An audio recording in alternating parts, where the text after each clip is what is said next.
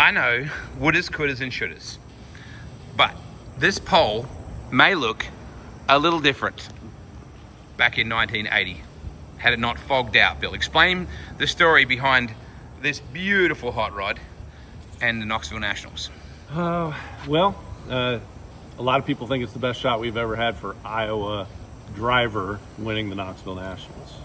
We've had Iowa owners, but never an Iowa driver win the Knoxville Nationals. That's the truth. In 2025, we saw Ryan Timms win. He was the first Knoxville regular to win since 1978, which was Doug Wolfgang, who was fourth in points that year at Knoxville. 77, Doug also won and was the point champion here. But as far as Iowa drivers, there have been, 1980 was our best shot with this car, the car we see behind us. Mike Brooks scored a perfect score at the Nationals, which hasn't been done for a few years since David Gravel pulled it off a few years ago. And that is, you have to be quick time. Back then you had to start at the tail of the heat and win it at the Nationals, and then you had to win your feature with that invert as well. So Mike had a really dominant car. People remember Harold Annette's cars. This was really the first TMC car that there was. So people remember Sammy driving one. This was my favorite car as a kid.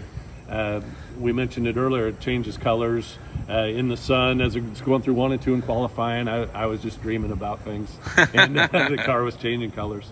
But in 1980, he had that perfect score, and everybody was excited. And it all built up to the A-Main on Saturday night.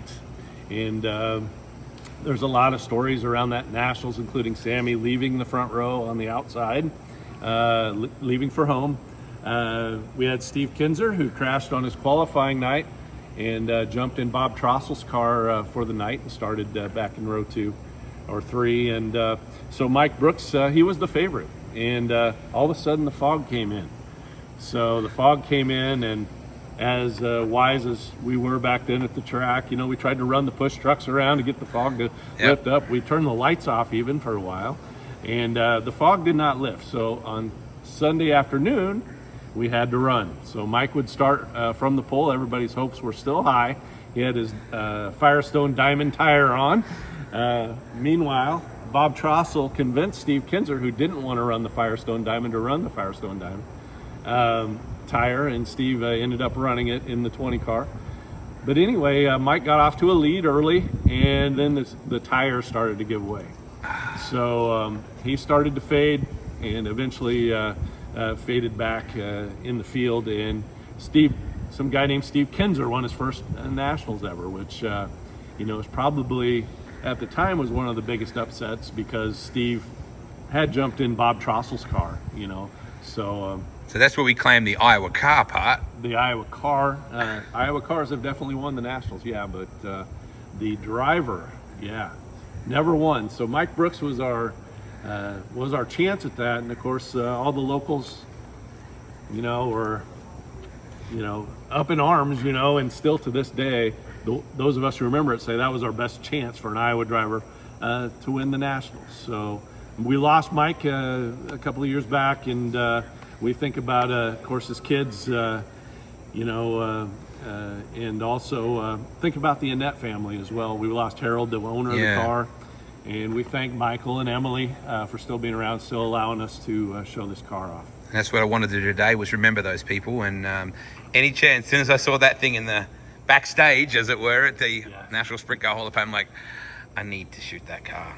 And I'm glad you brought it in front of the pillar here, because the pillar could have been different. Yeah. And Steve Kinser could only have 11 Knoxville Nationals wins, and Donnie Schatz could be tied with him at 11. So wow. Yeah, that would be still 12-11 on the all-time list. Who are those guys, Kinser and Schatz? Hope they get good one day. I think they got a future. You think?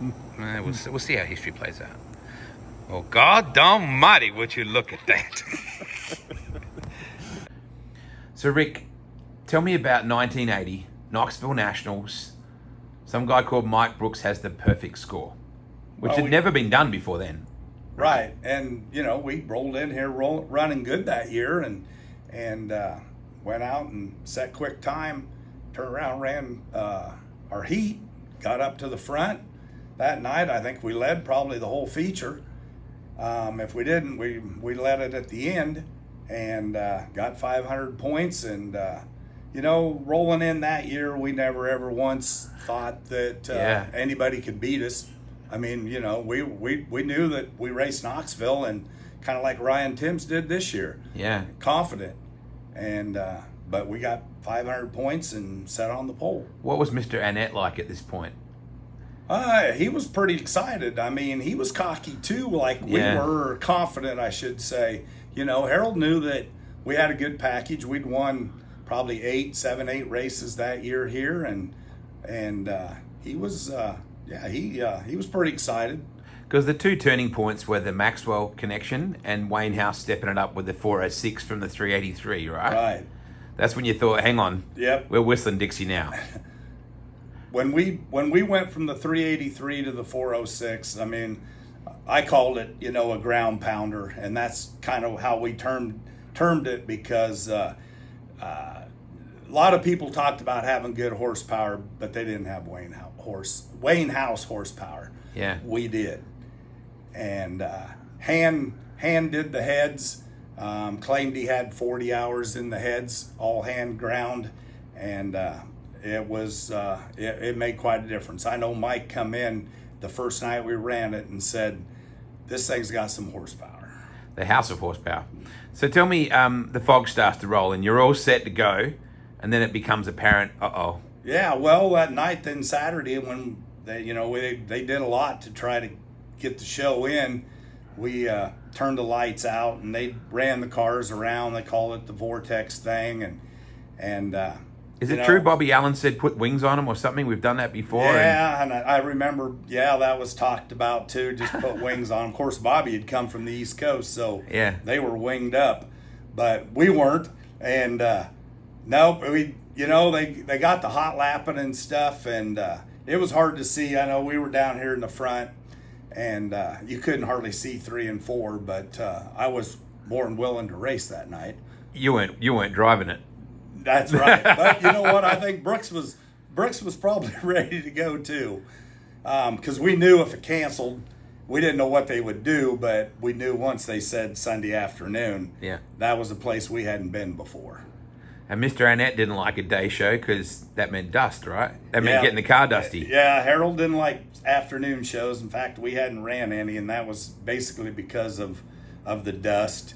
And he was a race fan first, and they didn't produce good racing back then. It was always follow the leader, taking rubber and stuff. So he was always against going to any daytime show.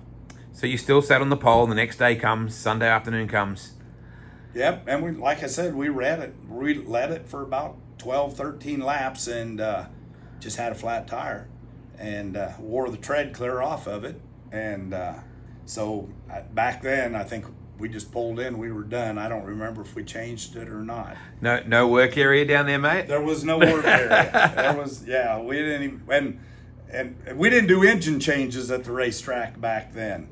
That was one thing that car had, was a Carl Kinser design driveline, which took away the in and out box. Yeah, right. And it gave it more downforce on the rear end. So he even told us when we went that way, you got to believe it was just a creation, and not many were out there. But anyway, he said that'll end your motor changes at the track.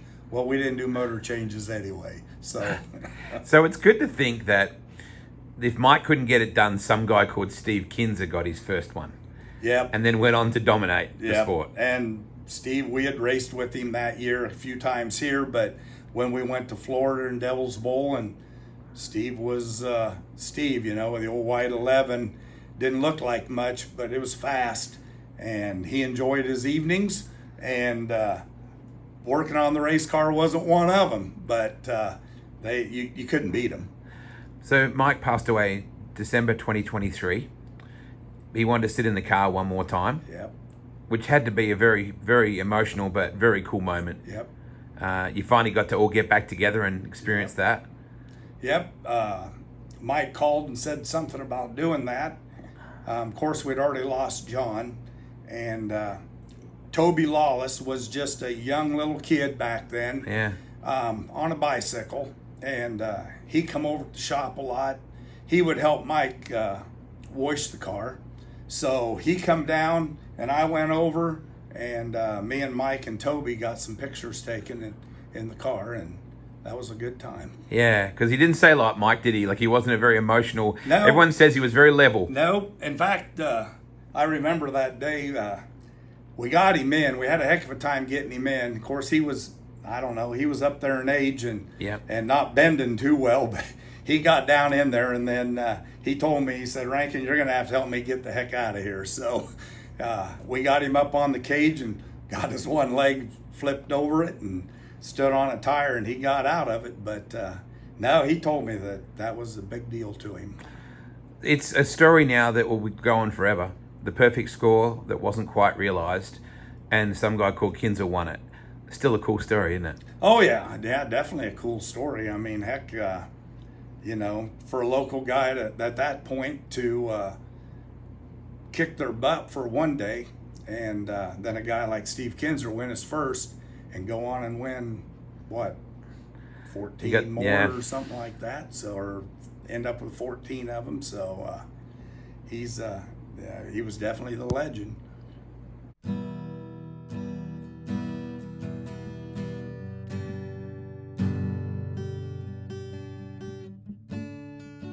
Oh, that's so beautiful. Look at that. Yes. 1980. Have you got a pillow set and like duvet case back home like that? I would. When I was a kid. Yeah.